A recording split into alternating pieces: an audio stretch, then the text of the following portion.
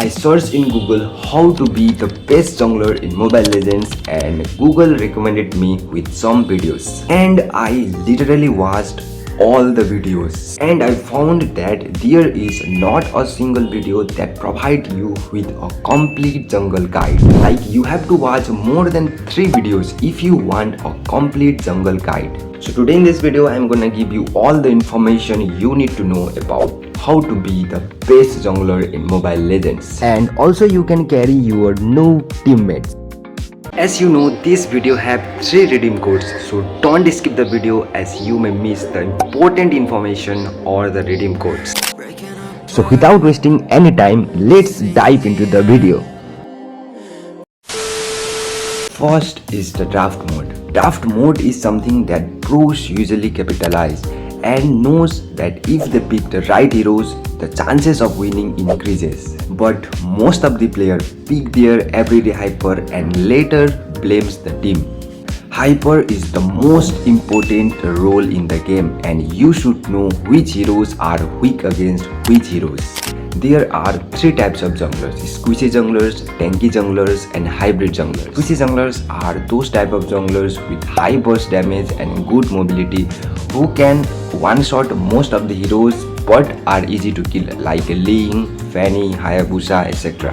Tanky junglers are the frontliners who take the damage and stay in the fight for a long time and they usually initiate the gank like Barretts, Fredrin, Akai, etc. And hybrid junglers are the combination of tankiness and damage. They can stay in the fight for a long time and also deals decent damage like Alpha, Thamuz, Leomord, etc.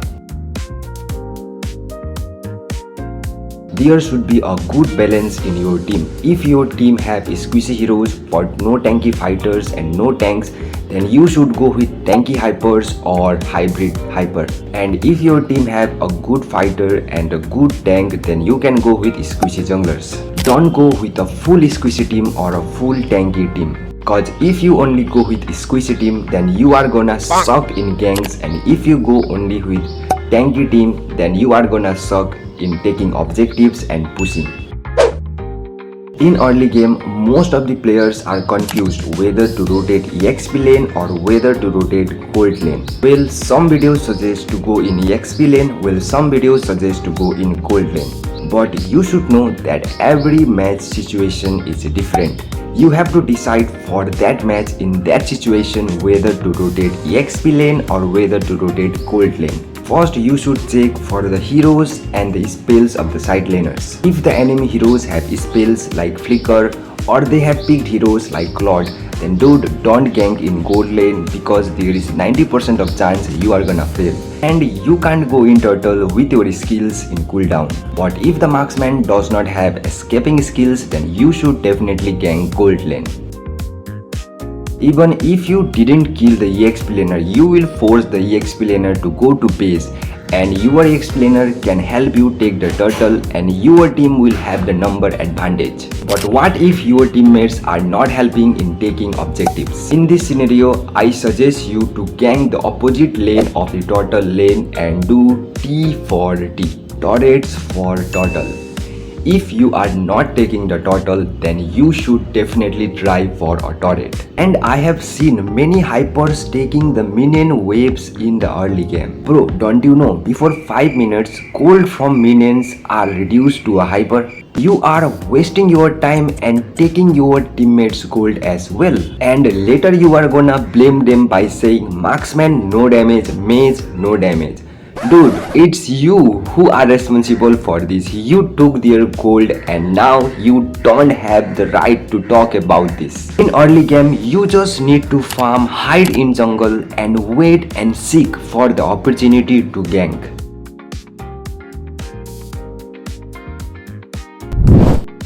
In mid game, your main job is to take down the enemies that are dominating. I mean the enemies with the most gold. If the enemy marksman has played the good early game with 3 or 4 kills, 2 and 3 assists and 0 deaths, then bro, it might be your mid game, but after some time it will be their late game, and when their build is completed, then you have to play your late game in another match. So you have to shut down the one who are dominating the game either by ganking or by ambushing. If your teammates are dominating the game, then try to put more pressure on enemies by taking the Lord, taking their jungle buffs and split pushing. Try to end the game as soon as possible. Before taking the turtles and Lord, ask your fighters or tank to check the bushes as enemy may be hiding. And yes, if possible, before taking for the objectives, kill the enemy's hyper. I have seen many players after taking the Lord busy in farming. They think that the Lord will push itself, but bro, this is epic mindset. You have to capitalize this moment. At least two of your teammates has to go with the Lord and others can go for others lane and try to split push. Your thinking should be at least we have to make our one side mega minions. If you don't know what mega minions are, then when you take down the enemy's innermost turret, then your creeps from that lanes are stronger and bigger than the usual minions. So you don't have to worry much about that lane. I am saying you once again, if you have the opportunity to end the game in mid-game, do it. In this phase, all have completed their build and are equally matched in levels. Now the only thing that matters is your strategy and gameplay. Now if you go solo, there is 70-80% of chance you are gonna die. Try to stay close with your team as you don't know when will there be gank and your team needs you. Try to protect your MM. Ask your fighter and tank to protect your MM as marksmen have the most damage in this phase. And I think you may have also seen marksman alone changing the game in this phase. Avoid making mistakes like using your skills and spells carelessly, because in late game evolve Lord is very important and you need your spells and skills for that situation. Don't try to be over smart by camping solo as there is a chance you may die and your team needs you and your retribution.